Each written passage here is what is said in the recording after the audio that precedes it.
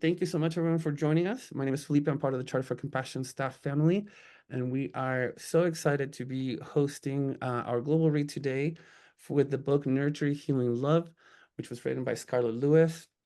We are so grateful to have Scarlett here and Gard Jameson, one of the members of our board of trustees, to have this conversation. I think that with that, I will give the floor to you both. Thanks, Felipe. You're awesome. Thank you. And talking about awesome, Scarlett, you are amazing. You have superpowers, and I'm just in awe of those superpowers. I want to first just thank you for this book, and anybody who has not gotten a hold of this book, please do get a hold of it because it was healing for me to read the book and to just sort of walk the path with you, which is how you beautifully laid out the book. You allowed the reader to really sort of wander down the path from the beginning to, where you are sort of currently. And I want to ask, how is it that writing this book, how did it affect you? How did it impact your life? Well, Gard, I think that writing has always been a part of my life. And the book really came about through journaling. So I had during the tragedy, from day one, I had wanted to be present. I practiced being present in my life.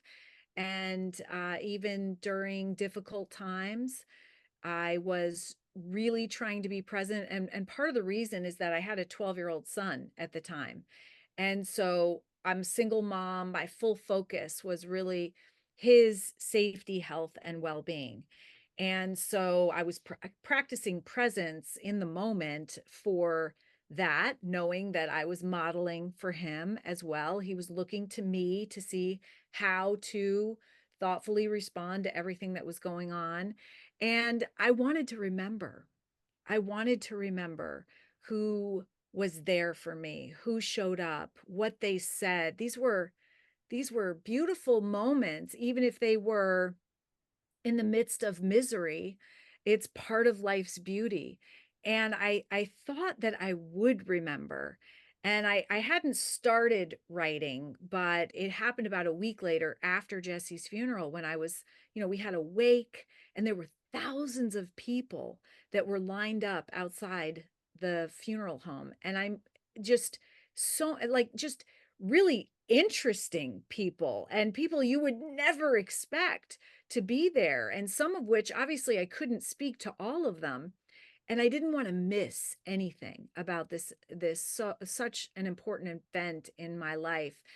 And then of course you have the wake and then you have the funeral, and then I was thinking afterwards, I don't remember all of it because your body also does this beautiful thing called shock. And really, I appreciated it because it kept me standing upright.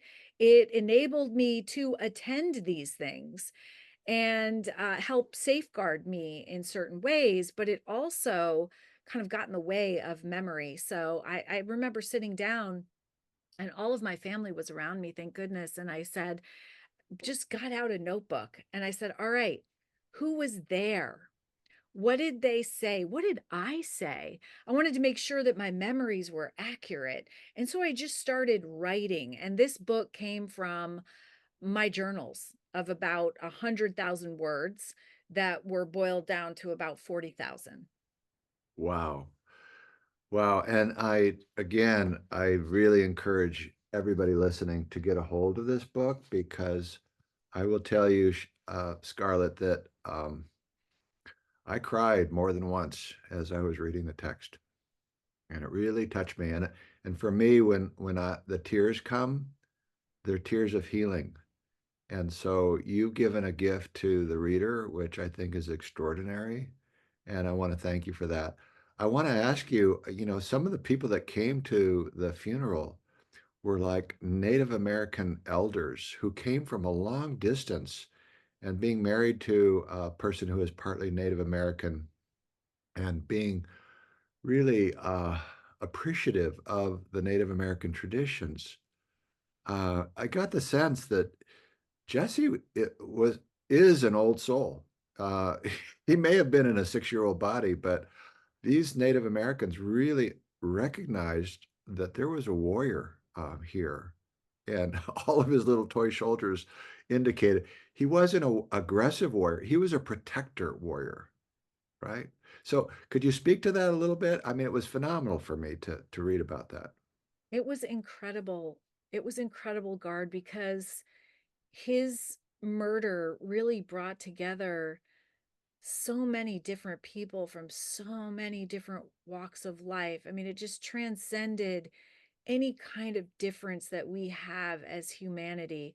We just all came together as one in love, and it was an incredible thing to see. I mean, from the Native Americans that came to honor a great chief that had passed. And I didn't, this was one of the things that I don't think I was fully aware. I saw them, but I didn't know why. And thank goodness my mom was there walking around and talking to them, and getting the full story. I saw um the biker gangs there that showed up in full, leathers and all of that. It was really incredible.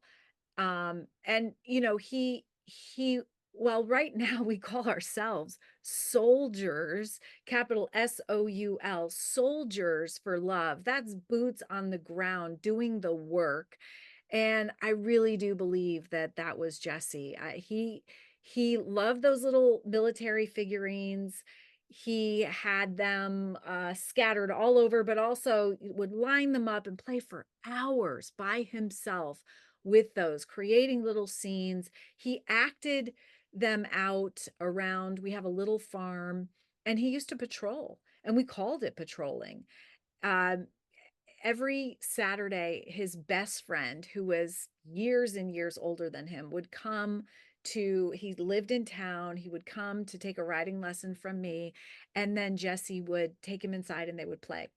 And he would stand outside by our front gate at attention for a long time. I mean, I want to say, because he would open his eyes and say, "Is Daniel coming today?" 7 days a week. And I'd say, "No, it's not until Saturday." And then "Is Daniel coming today?" "He is coming today."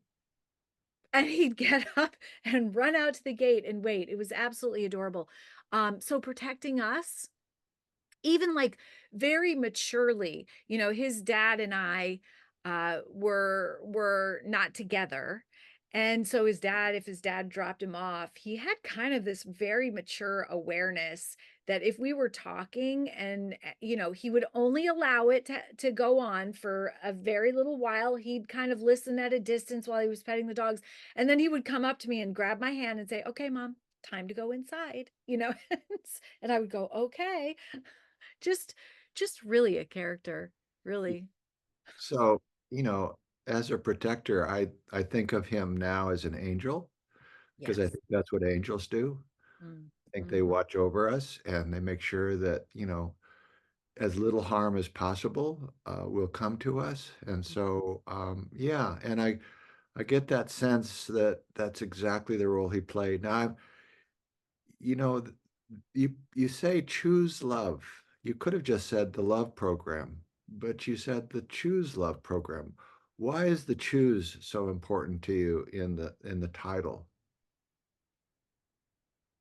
The choose is everything. That is our personal power as human beings.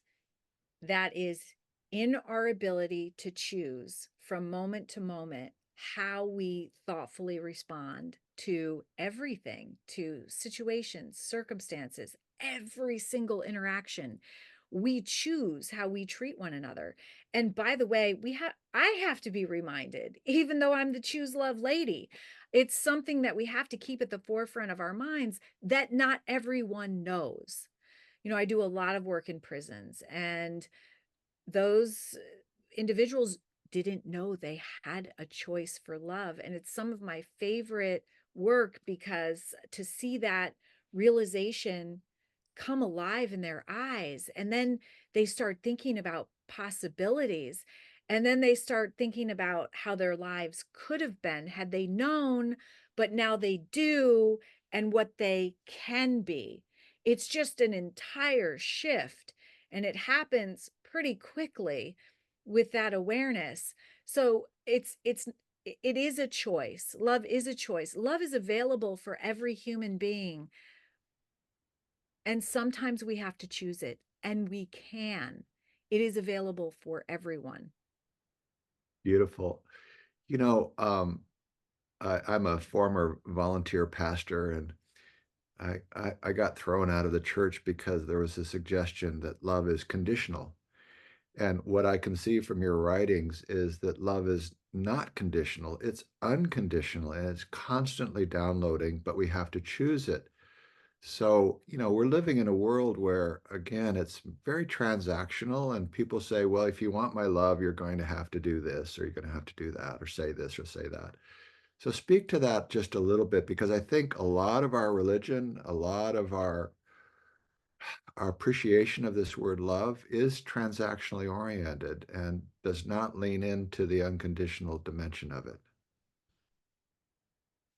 Yes, love is conditional. I think a lot of times the reason that marriages don't work is because it becomes conditional. If I do this, then you do that, and if you don't hold up your end of the bargain and that type of thing. But true love, seeing the light of humanity in the other person, empathizing, understanding, seeking. Sometimes it takes effort to see that. But if you can do that, you would love everyone. And that includes people that do heinous things.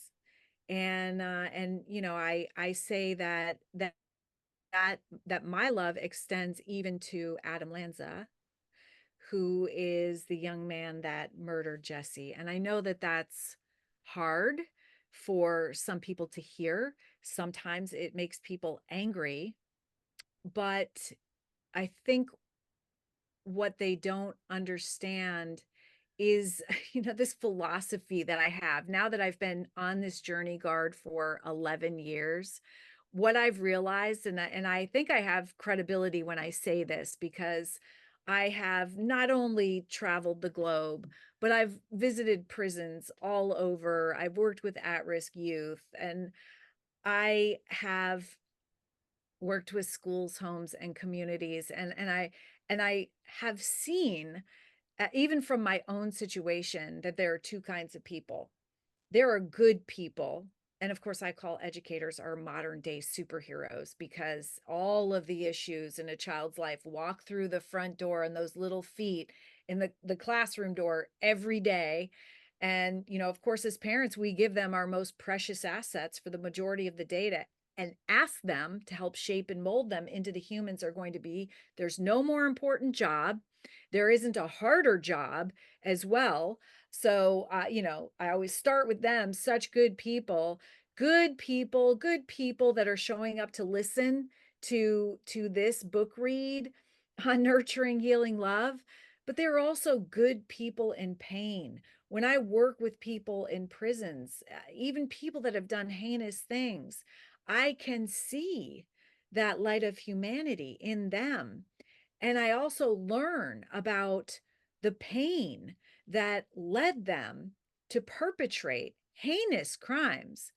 But I'm really out to change the narrative there. I think if we can see people as, you know, the fact that hurt people, if we can see that light of humanity in everybody, if we can recognize the pain behind the facade, behind the persona that we put up, the tough guy type thing, behind the bad behavior, if we could realize that sooner and give love to that, love and attention, and really see the person for who they are and who they can be, that potential that's within us all, I think we would have less bad outcomes. Does that make sense the way that I said that? Um, because even Adam Lanza, the man who murdered 28 people, and I'm one of the very few that says 28 from the Sandy Hook tragedy. I've said that from the beginning, and I include Adam's mom that he murdered before he left the house that day, as well as himself at the scene of the crime. If he if his pain would have been recognized, if he had been given some skills and tools that he would be able to not only manage the pain, but learn from, grow through, and be strengthened by it. It's called post-traumatic growth. If he could have been fortified with that, as well as those around him, then I do not believe that the Sandy Hook tragedy would ever have occurred. And it's pretty simple. It's people that feel good about themselves don't want to cause harm to themselves or other people. And it is hurt people that hurt people. And so we know that. So if we know that, then we must provide the essential life skills that we know are a direct path to flourishing. And it was this all was born out of my realization that what happened to my son that day was 100% preventable. That should never have happened. And it didn't have to happen. And a lot of the suffering that we see in our world today doesn't have to happen. And so I saw these little clapping of hands. I thought it was bugs on my screen. I was like, oh, modern technology. I love it. But I think that we have to stop doing the same thing over and over and thinking the same way. We really need to dig deep and find compassion within ourselves. And here's another thing. This whole book, writing the book from my journals, the reason I started journaling, the reason that I created this kind of methodology, this choose love formula that's behind me, this neuroscientifically accurate formula that leads you to being able to thoughtfully respond or choose love, was for myself as well. Because you go through that tragedy and it totally just pulls the rug out from under you, and you're flat on your back, and you're thinking, you've been drop kicked out of your comfort zone.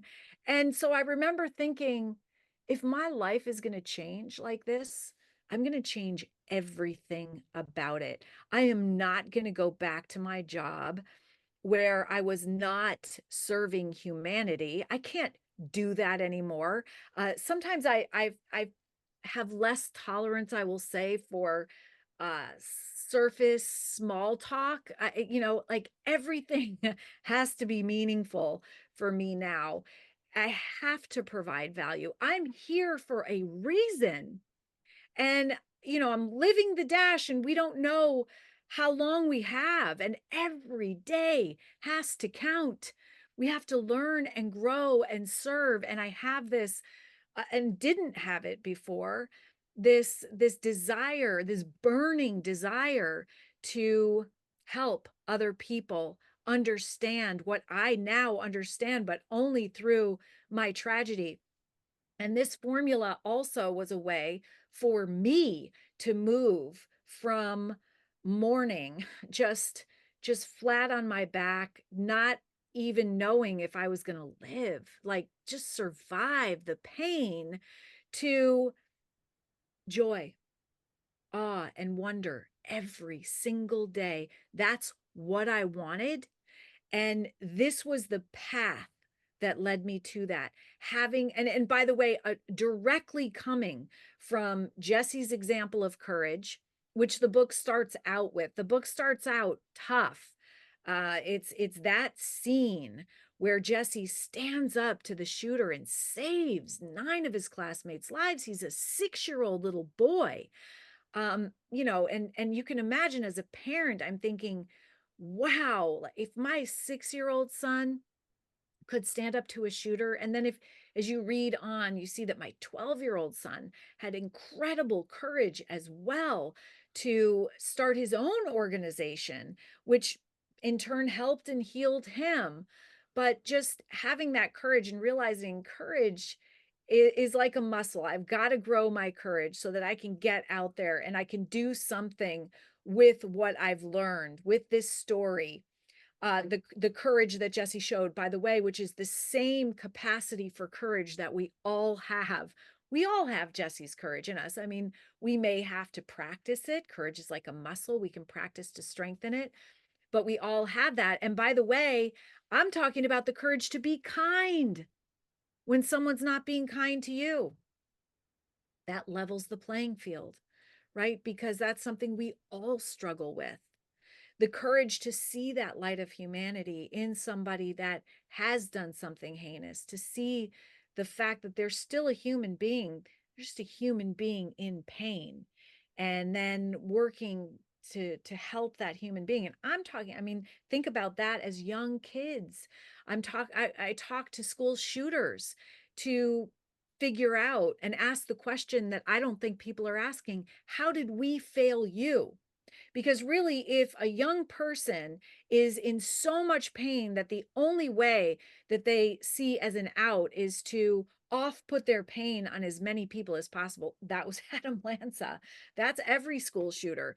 If they don't have another more productive path that they can take, if they don't have some skills and tools in their belt to help them feel better and manage that pain, it's not really on them, is it? If they're children, it's on us.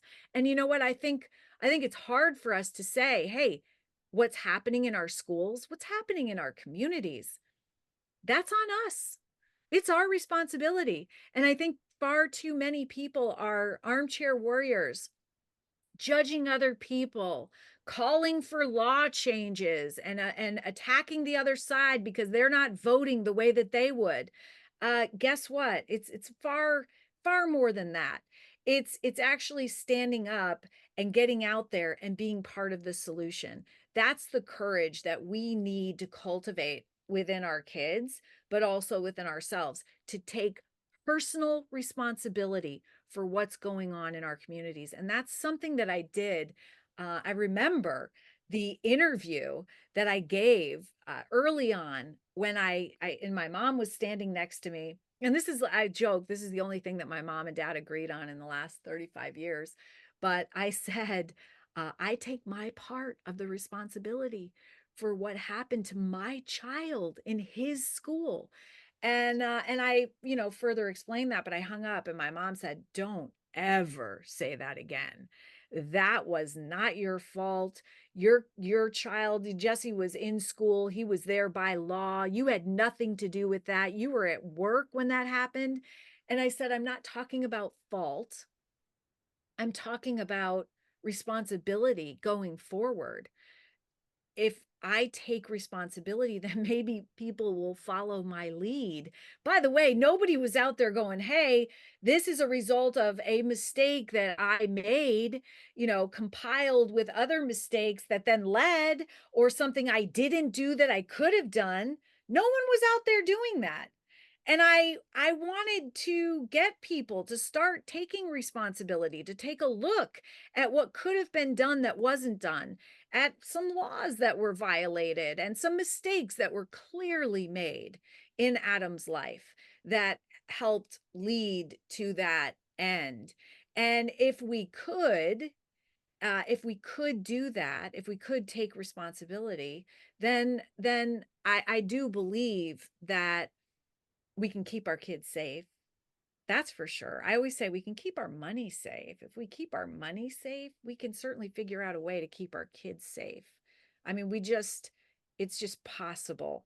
But it does take us taking responsibility instead of either blaming other people for it, because that's all I saw after Sandy Hook. I saw this.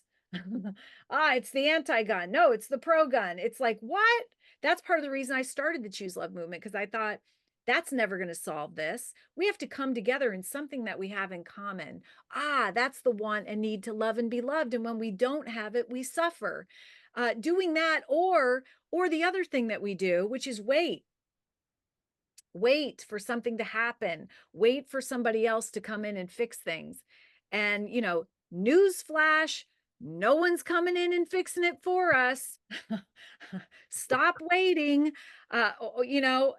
Just get up and do something. And by the way, it was like the best thing that I ever did, because it's in the act of the positive action, the taking responsibility, the doing something, that you help and heal yourself. And that's the compassion piece. When you have the courage to step outside of your pain and suffering to help other people, then you help and heal yourself. That's one of the things that we teach, Gard, and I really wish that more people knew that. Oh, really? When I do for others, then it helps and heals me. When I'm lonely and I have the courage to have an outward focus and help other people, then all of a sudden I'm not lonely. And this formula, this courage that started with Jesse, and then I say the nurturing, then I went to the nurturing, healing, love message that he left on our kitchen chalkboard. Nurturing means loving kindness and gratitude. Healing means forgiveness. And love is compassion in action. It's the identification of a need and the action to solve that need.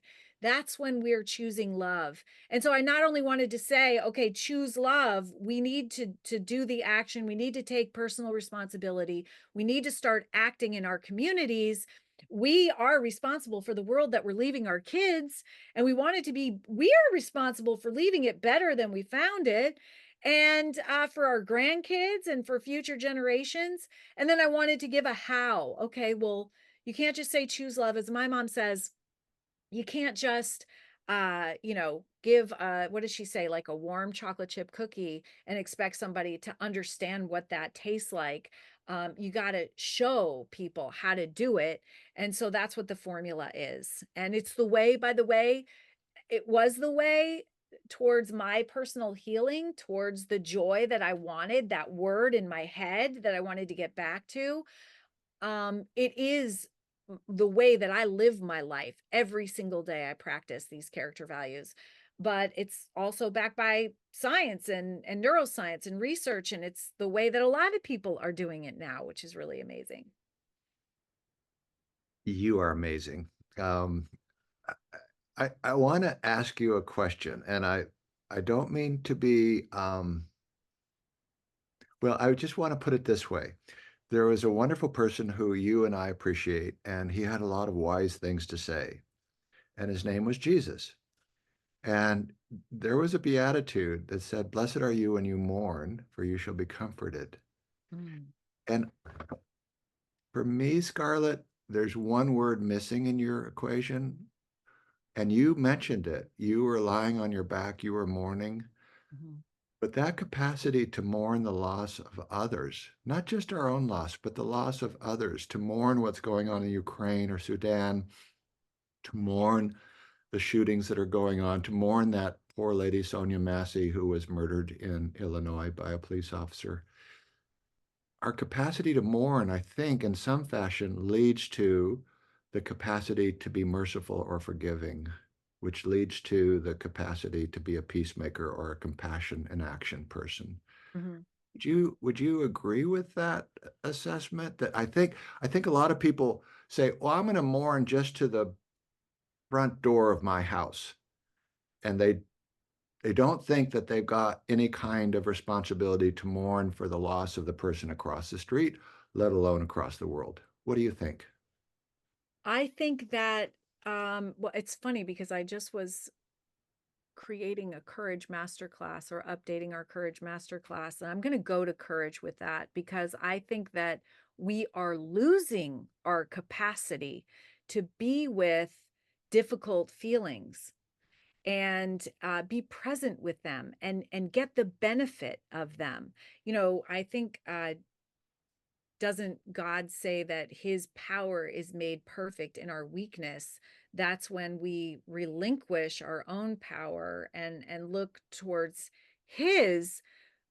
But we have to be able to be present in our mourning, to learn about ourselves and about, have some introspection. And I think that's where um, empathy is born as well, in the ability to sit with pain. And I think distraction, I'm saying this with the scrolling, I think we're distracted, and I think that there's so many ways to numb our vulnerability and our capacity to feel for other people. um if you look at the science behind fear, Gard, fear literally, and you can't talk about courage without talking about fear, right? Fear puts blinders on us, just like a horse. So it reduces our ability to have peripheral vision, but it also makes us just look at, people who are like us, people who have the same thoughts and views as us and opinions, and therefore we don't learn. The beauty of having diverse opinions is that you have the capacity to sit maybe in some discomfort, hearing somebody that doesn't sound like you, that doesn't look like you, that's talking about something that you'd never even thought of, and looking for the 10% that, looking for the rightness in what they're saying, learning something from them. We've lost the capacity for that, and that's making ourselves vulnerable, saying, Gard, I don't know all the answers, and this is what I believe. What do you believe? And then you sitting, being present, listening to me, showing me respect and interest and curiosity so that I can return the same. I think that it takes courage to be vulnerable like that. And I see everybody just kind of armoring up out there, and I see the capacity for feeling the pain. And the other thing that I can talk about is empathy burnout. Empathy, when I empathize with someone else's pain, the people in Ukraine, or the people that I read in the paper, there is empathy burnout. Empathy lights up the same receptors in our brain as physical pain. And so you can only feel somebody else's pain for so long. If I'm sitting in pain myself and I don't have the skills and tools that I need to move forward from my own pain, I don't have capacity to feel other people's pain. And I think this is why compassion is so important. And what we teach in our compassion in action component to educators and students and parents and communities is that compassion is different than empathy. Compassion lights up the reward centers in our brain. Compassion strengthens us, but compassion also includes that action component. So it's seeing the need and then actively going out and doing something. And by the way, that's what creates healthy and productive citizens of the world and of a community, is people getting out there and doing things for each other, caring. Even I call caring kindness squared. But I think, understanding this and seeing where we are, and there's just a lot of pain and there's a lot of fear. And so I think that that's what keeps us from, it's not that we're not good people. It's not that we don't have the capacity. It's that we don't know how to get beyond our own pain. And then we open it up to so much pain. Like all of a sudden, Gard, we have brains that what can handle, I don't know how many, is it 100 people in our own realm? And so I could handle, maybe in a community, maybe what would there be, 10 or 20 people that were needy and suffering, and but to open up a world of pain and suffering and then expect me to be able to handle that, that's a lot. And I think people are overwhelmed, and they don't have the capacity because they don't have the skills, tools, and awarenesses to be able to not only manage their own pain, but have even the understanding that, hey, if you get up, I know you feel so bad, but if you have the courage to stand and go help somebody else, you will help and heal yourself. It's the number one way to do that. And it just seems so counterintuitive, doesn't it? No, I'm in pain. I need to heal. I need to go inside. I need to be a turtle. No, no, you need to get out of your protective shell and help others so you can help and heal yourself. I know I'm saying this a lot, but I do it with myself. That's how people say, "Oh, how can you go out and you share this story over and over? Isn't it so painful? Does it get more painful every time?"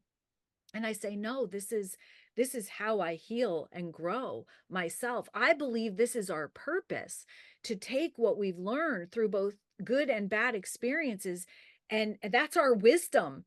And it's totally unique. I have a unique experience than even the other family members in Sandy Hook. And so it is my purpose to take that wisdom that I've gained and use it to help other people. And then when I do that, I help and heal myself. It's really a beautiful thing. It is a beautiful thing. It'd be, I will say though, a lot of people, when they see that word courage, think bravado. They think armor up. They think gun up, right? That Second Amendment, we got to have that gun in order to have courage. But it's a different kind of courage that you're talking about. And boy, I just would love to see the courage to be vulnerable. Brene Brown talks about it a lot. And She does. I think a lot of people, Howard Thurman said, ultimate security is discovered in ultimate vulnerability. This is the pathway to love. Mm. And I think we have a storyline or a script in our culture that suggests that courage is a very different thing than what you and I are talking about. And so, I don't know, a little dash vulnerability or something. Well, Just like, really no, get I agree. And by the way, we teach vulnerability underneath the umbrella of courage. yeah, But, we also teach Charles Darwin's famous, evolutionary research as survival of the fittest. Survival of the fittest, get out of my way and, on my way to the top. When in reality, he said survival of the most sympathetic. And by sympathetic, he meant altruistic, generous, and compassionate. Think about it. Doesn't that make so much more sense? I'm going to help you because if I help you, I help myself too. That's how we survive. We wouldn't survive if we were all elbowing each other in the face. We have to help one another. And when we do that, we help and heal ourselves. That's the research and science behind compassion. And that's what Charles Darwin was saying. But we've kind of twisted that to fit the narrative that you were talking about. But we need to realize what the real narrative is, and we need to do it now because we need one another. yeah, yeah. I'm sitting here in Southern Nevada, and we had Stephen Paddock, who was the perpetrator in the largest mass shooting in history. And we had a sheriff who's now our governor who suggested, I'm going to find the motive for this. And I just wanted to, I just wanted to cry because, as you know, there's no motive. It's a function of the life story of the person you're talking about, and nobody was willing to look into Stephen Paddock's life story. And why Or is that? Because, a lot of times I appreciate reading about the past because then I better understand the pain that led to, and with Stephen, I don't think a lot came out after that. no, and people wanted to demonize him, which kind of takes us back to a zero-sum game. You know, I'm going to love these people who were shot, but I'm going to hate that man. So we really haven't progressed or grown from the experience until I can actually mourn, as you have said, 28 and not 26. Mhm. Then I've kind of missed the point of the event, which gives me the capacity to choose love. So Mhm. going back to this capacity, talk to me about your own resilience practices, because I do believe you talk a lot about prayer. You talk a lot about meditation. Mm. You talk a lot about your love of horses. And I know recently you just had a wonderful horse whispering experience. And how we create that capacity for resilience in the face of such massive suffering. You know, it's interesting because in the book, I talk about how JT, who's Jesse's older brother, goes into his bedroom the first time that we come back to the house. And he finds this little message that this little note, and it's about this big, but it's folded tightly and left on JT's desk. And I will never forget him coming out. He had unfolded. He goes, "Mom, Jesse left me a message, and it said, 'Have a lot of fun.'" And I think that we need to intentionally fortify ourselves. I've got people worried about me all the time. "Oh my gosh, you work so hard. You know, are you doing something for yourself?" But I live on a farm and it is a lot of work, but it's also a lot of fun. And I garden. I get my hands right in the dirt. In fact, I had a bee sting because I use my bare hands a lot intentionally. And I have chickens, and I go out and I collect their beautiful pink, green, blue eggs. I just had a couple of eggs earlier, straight from the coop. I don't ride a lot, but I have the horses and I take care of them. And I think knowing what brings you joy in life and gaining access to it, you don't necessarily have to have those things in your backyard, but getting as close to them as possible, even walking outside and putting your feet on the earth. You know, called earthing, by the way. There's so much science behind this, and we don't do that enough to connect us. I do that every day, going outside, and I'm sure I always laugh. I think about my neighbors and when they look over and what they see, but you know, I try to get sunlight on as much of my skin as possible outside, you know, for at least 30 minutes, sometimes an hour. Everybody's slathering themselves with sunscreen, and I'm not saying don't use it, but what I'm saying is that we also need the sun. We need to be out in our barefoot on the ground, getting that good energy from the earth and doing these things for ourselves every single day. We need to recharge our batteries. And by the way, that's what earthing does literally. But be mindfully aware of that. And I am mindfully aware of doing things for myself every day and savoring. I think that's a really important part of practicing gratitude. You know, and it is a thought process. You know, I will be running back and forth and doing things, and I'll see. I live on Wild Rose Farm, and I love roses. I'm just passionate about them, and I'll walk by a rose, and I'll have all this stuff in my hands, you know, because I couldn't really, and I'll look at it, and I'll thought, oh, how beautiful. No, put it down, walk over, take it in my hands, smell it, and just savor, just spend the time to enjoy. It's so important. And this isn't it. This isn't it. You know, your phone is not it. It's real life stuff. And especially, by the way, being with the people that you love. I say that the way to live life with the fewest regrets is being present with the ones that you love. And by the way, I practiced this before Jesse died. It's the reason I say that I was able to take that picture, and it's in the book, of the "I love you" that Jesse wrote with his little fingernail in the frost of my car. The last time that I saw him, walking him out to meet his dad at the end of the driveway, realizing, oh, you know, because I'm present. This is one of life's moments. The little note, the "I love you," the window, the hearts in all the windows, running back in, getting my phone, taking the picture. And you know, the fact that I was present with them, like eyes present, like playing games. We didn't have a TV, and I still don't have a TV because I didn't really grow up with a TV. So or very limited TV. We could have 1 hour a week of our favorite show.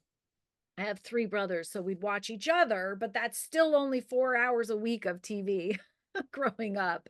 And, and so being present, like, put your devices down and be present with the ones that you love. Look in their eyes, ask them questions. I was traveling, speaking in a school, and I went to a restaurant in Ohio, and I saw, and these are like haunting things to me. I saw a father sitting on a bench waiting to go in to have breakfast, and he had his 6-year-old son, most likely, kind of standing in between his legs, and he had his arm around him, and the son was trying to get his attention and kissing him and whispering stuff in his ear, and the dad was like this with his son here, and he was kind of pulling him off him a little bit. And I wanted to, and you will read about me one day going up to somebody and saying, you have a live child right in front of you that's wanting to love you. And all the kids want is our attention. Attention is the purest form of love. That's all he wants. And you have him there. I wish I had my 6-year-old son. I would be holding him, looking in his eyes, kissing his entire face.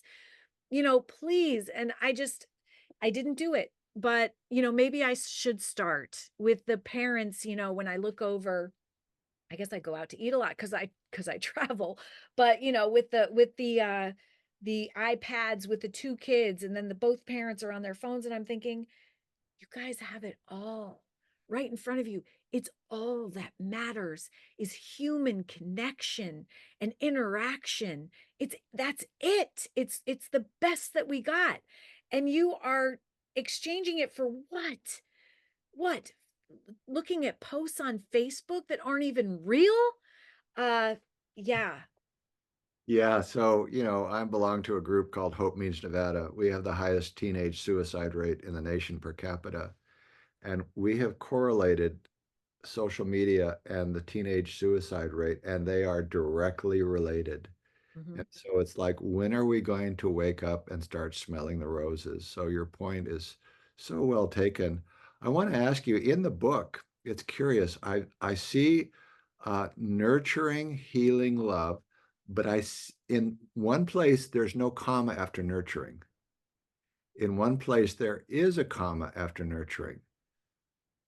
I'm curious whether or not you intentionally did that, because nurturing as a verb is very different than nurturing as an adjective.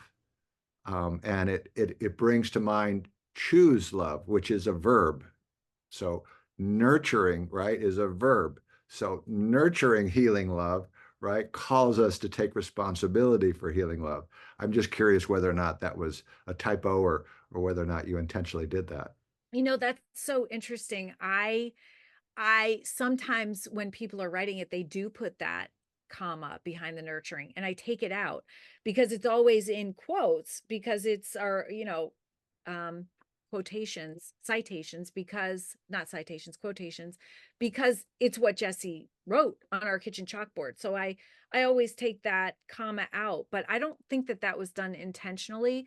I did have a co-writer, and I don't know if I will have to ask her that. That's very interesting because I didn't, whenever I see it, and I do see it, I take it out.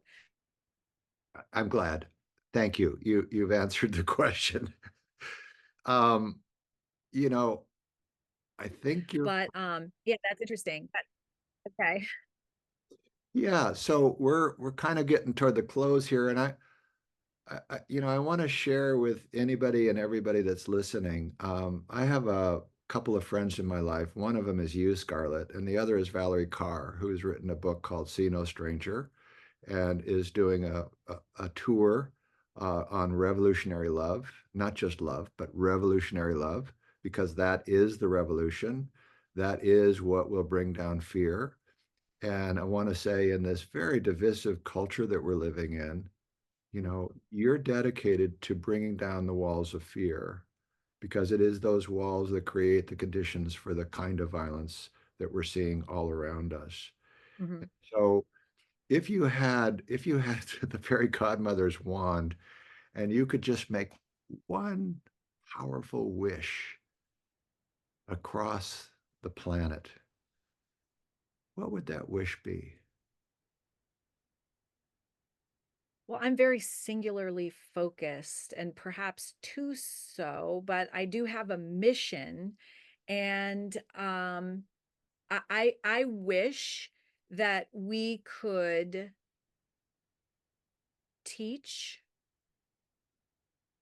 how to choose love to every person. We teach it in schools, but we also teach the educators alongside the students.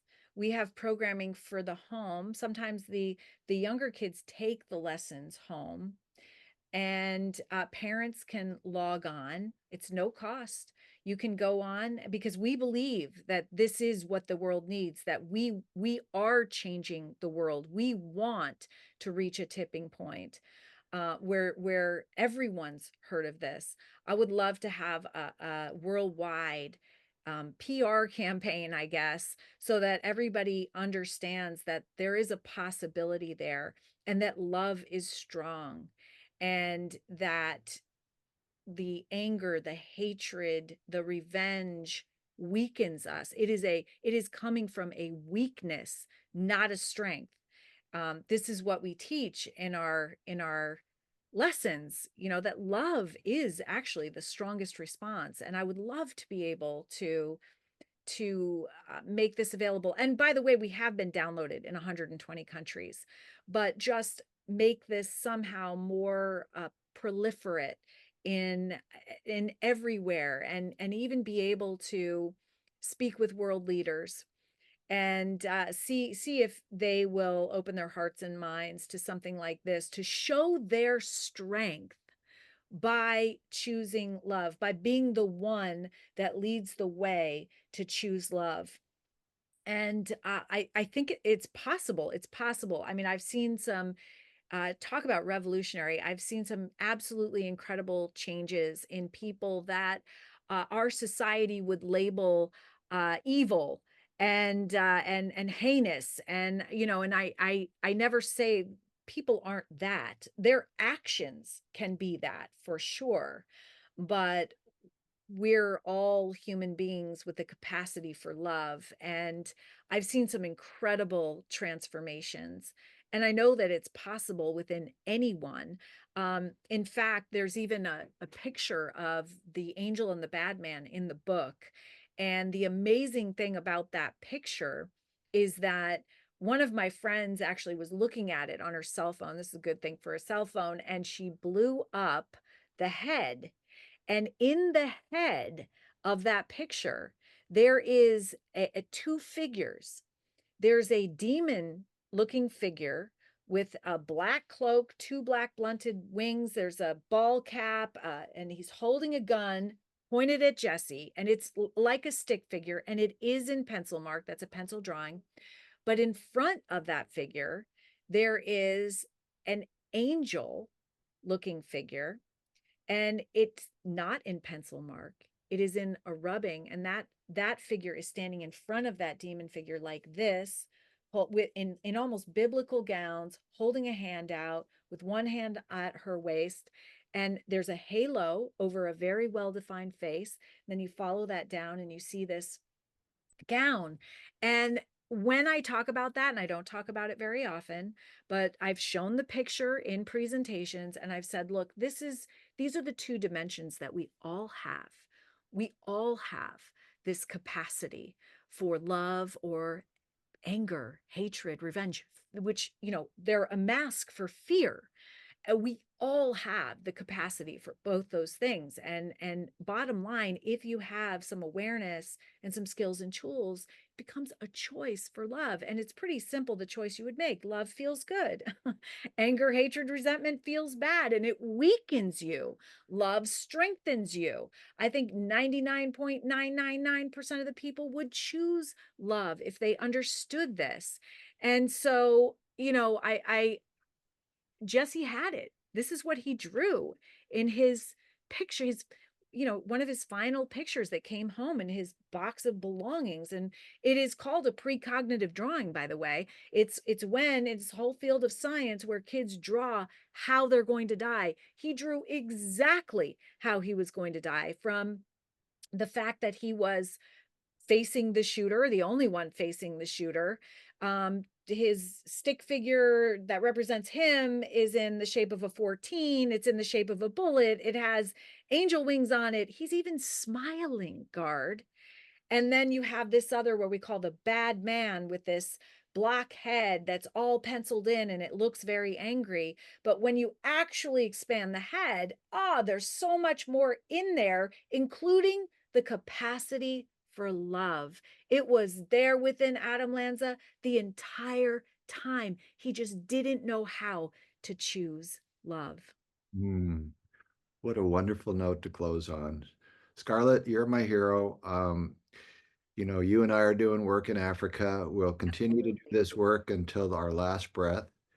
And we know that love and compassion and hope, right, are the Yes. three values that will bring this world around. And it's like, as you said, this is a duh choice because, it's such a joy to choose love.